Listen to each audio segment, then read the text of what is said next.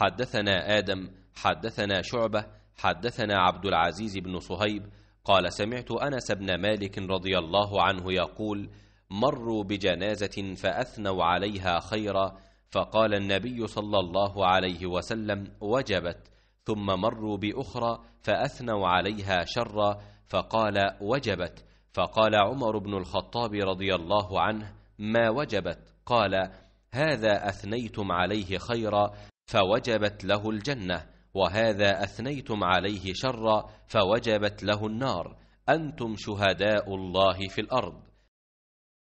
अब्दुल-अज़ीज़ बिन सुहैब ने बयान किया, कहा कि मैंने अनस बिन मालिक रज़ी अल्लाह अन्हु से सुना, आपने फरमाया कि सहाबा का गुज़र एक जनाजे पर हुआ। लोग उसकी तारीफ़ करने लगे कि क्या अच्छा आदमी था। तो रसूलुल्लाह सल्लल्लाहु अलैहि वसल्लम ने यह सुनकर फरमाया कि वाजिब हो गई। फिर दूसरे जनाजे का गुज़र हुआ तो लोग उसकी बुराई करने लगे। हुज़ूर सल्लल्लाहु अलैहि वसल्लम ने फिर फरमाया कि वाजिब हो गई। इस पर हज़रत उमर बिन ख़त्ताब रज़ियल्लाहु अन्हु ने पूछा कि क्या चीज़ वाजिब हो गई।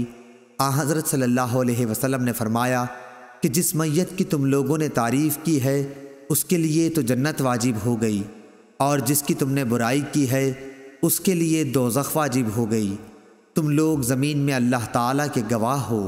सही बुखारी हदीस नंबर 1367।